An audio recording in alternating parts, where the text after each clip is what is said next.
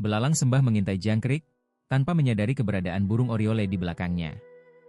Zhang Baizheng. Li Longlin tercengang. Bukankah dia memimpin 100.000 pengawal kekaisaran ke utara untuk melawan kaum barbar? Kenapa dia ada di sini? Segera, Li Longlin mengerti. Kaisar Wu, tua ini, pikirnya. Selain itu, Kaisar Wu sudah lama menduga bahwa Lao Liu akan memberontak. Oleh karena itu, dia sengaja membiarkan Zhang Baizheng memimpin pasukan untuk berperang, menciptakan ilusi bahwa ibu kota kekurangan pasukan. Faktanya, Zhang Baizheng tidak pergi sama sekali, melainkan menyergap di istana, menunggu Lao Liu jatuh ke dalam perangkapnya. Bahkan jika dia tidak membiarkan Su Fengling memimpin sisa prajurit keluarga Su untuk memadamkan pemberontakan, Kaisar Wu telah merencanakan segalanya, dan mencekik Lao Liu dengan mudah. Li Longlin berkeringat banyak, dan ketakutan. Belalang sembah mengintai jangkrik, tanpa menyadari adanya oriole di belakangnya. Kaisar Wu adalah seorang kaisar, pikirannya sedalam jurang dan laut, sangat menakutkan. Li Longlin menarik napas dalam-dalam dan berkata dengan penuh emosi, "Ayah, ternyata kamu sudah merencanakan segalanya. Bahkan jika Ananda tidak mengambil tindakan, kamu akan tetap duduk santai dan bertanggung jawab atas situasi secara keseluruhan." "Sepertinya anakmu terlalu pintar," ucap Kaisar Wu, menggelengkan kepalanya dengan ekspresi serius. "Tidak. Kamu melakukan pekerjaan dengan baik. Jika pengawal istana mengambil tindakan, mereka pasti akan memusnahkan para pemberontak dengan kekuatan yang menggelegar. Lao Liu pasti akan mati. Jika saya tidak membunuh Lao Liu, maka pejabat sipil dan militer, dan bahkan orang-orang di dunia, akan berpikir bahwa saya terlalu baik dan tidak lagi takut kepada saya, dan dunia pasti akan berada dalam kekacauan." Kaisar Wu melanjutkan, "Anda mengambil tindakan atas nama saya, menekan pemberontakan, dan memohon kepada Lao Liu, yang membawa beberapa titik balik dalam masalah ini. Sekarang saya tahu bahwa Lao Liu hanyalah pion," tambahnya. Li Longlin berkata dengan rendah hati, "Ayah terlalu baik. Saya hanya tidak sengaja menemukan ini, seekor kucing buta bertemu dengan tikus mati." Kaisar Wu mengerutkan kening. "Saya mengingatkan Anda lagi. Saya tidak peduli jika Anda tetap rendah hati di depan orang lain. Anda tidak boleh bersikap begitu munafik di depan saya. Tidak ada apapun di dunia ini yang dapat disembunyikan dari saya." Li Longlin membungkuk. "Saya akan mengingat ini."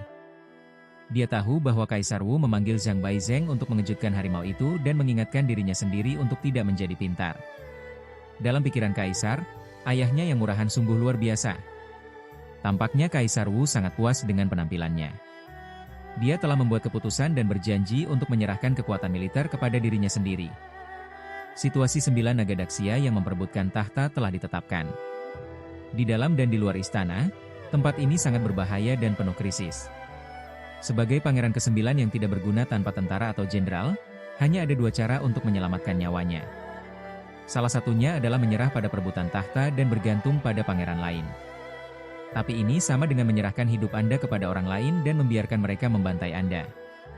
Cara lainnya adalah dengan membangun kekuatan Anda sendiri. Kekuatan politik berasal dari laras senjata. Hanya dengan menguasai kekuatan militer Anda dapat melindungi diri sendiri. Kaisar Wu tampak bangga, menoleh dan memandang Zhang Baizheng. "Bagaimana penampilan anak saya kali ini?" Zhang Baizheng memuji, "Saya tidak menyangka bahwa pangeran ke-9 tampaknya tidak berguna. Tetapi kenyataannya dia tetap bersikap rendah hati. Jika dia tidak bersuara, dia akan luar biasa. Memang benar seekor harimau ayah akan mempunyai anak anjing." Kaisar Wu mengangguk. "Jangan bilang kamu tidak menduganya. Sebenarnya, aku tidak menduganya." Dengan kelicikan yang dia tunjukkan, itu lebih dari cukup untuk menjadikannya pangeran. Sayang sekali dia terlalu muda, dan dia tidak memiliki kekuasaan di tangannya, dan tidak ada dukungan dari para menteri di pengadilan. Jika aku memaksanya menjadi pangeran, dunia akan kacau balau.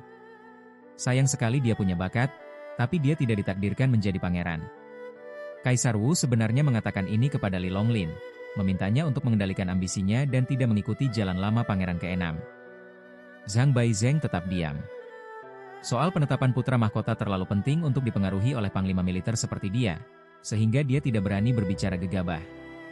Kaisar Wu menghela nafas sejenak dan mengganti topik pembicaraan.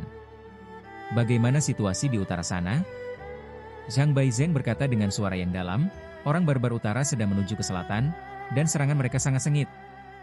Saya harus segera berangkat dan mengejar kekuatan utama. Jika tidak, tanpa panglima tertinggi, saya khawatir tentara akan menjadi tidak stabil. Kaisar Wu mengangguk. Kalau begitu, kamu berangkat secepat mungkin. Zhang Baizheng tampak malu.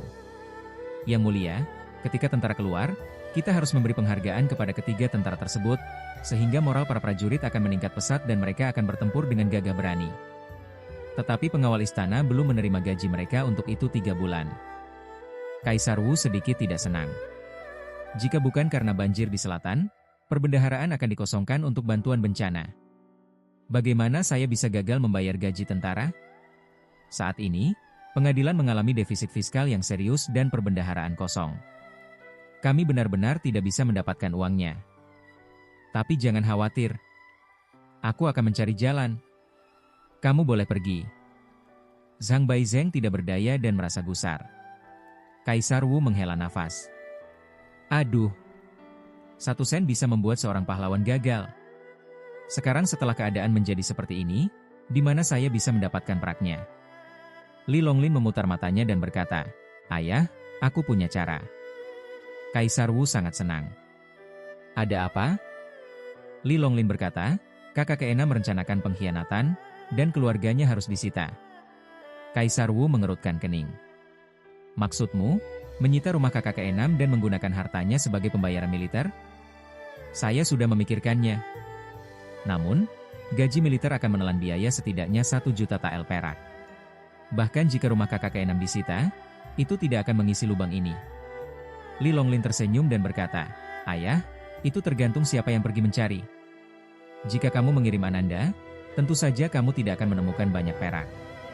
Tetapi jika kamu membiarkan orang lain, seperti Kasim Wei, pergi, situasinya akan berbeda.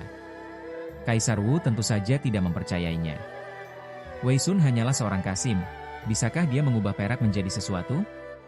Li Longlin membisikkan beberapa kata di telinga Kaisar Wu, dan mata Kaisar Wu menjadi semakin cerah.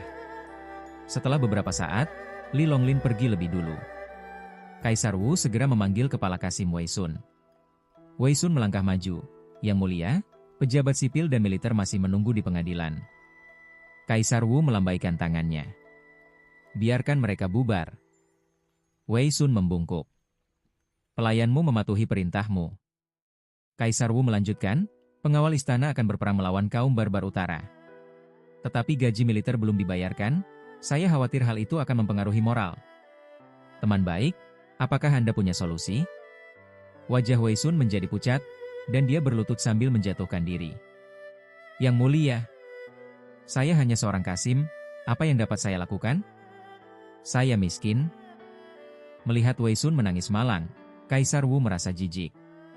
Semua orang tahu bahwa Anda, Wei Sun, berusia 9.000 tahun, berkuasa di istana, dan kaya. Ada lusinan rumah mewah di ibu kota saja. Faktanya, tidak hanya Wei Sun, tetapi juga para menteri yang bersih di istana, semuanya membual bahwa mereka tidak fana, dan bahkan mengenakan pakaian yang ditambal untuk dipamerkan. Apakah kamu benar-benar mengira aku bodoh? Namun, mereka secara kolektif menangis miskin dan berkata bahwa mereka tidak punya uang, dan Kaisar Wu benar-benar tidak bisa berbuat apa-apa untuk sementara waktu.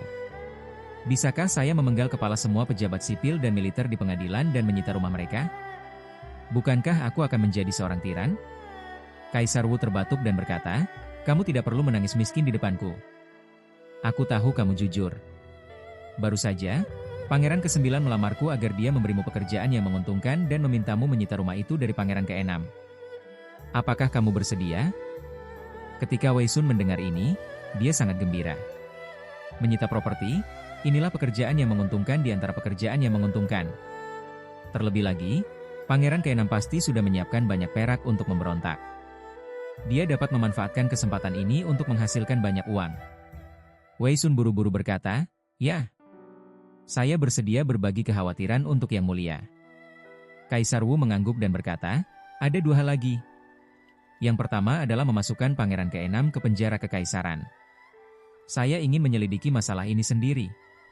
Kedua, Anda pergi ke keluarga Su secara langsung untuk menyampaikan dekret kekaisaran, untuk menobatkan Pangeran ke-9 sebagai Jenderal Ekspedisi Utara, dan membangun kembali pasukan keluarga Su sesegera mungkin. Wei Sun membungkuk. Pelayanmu mematuhi perintah.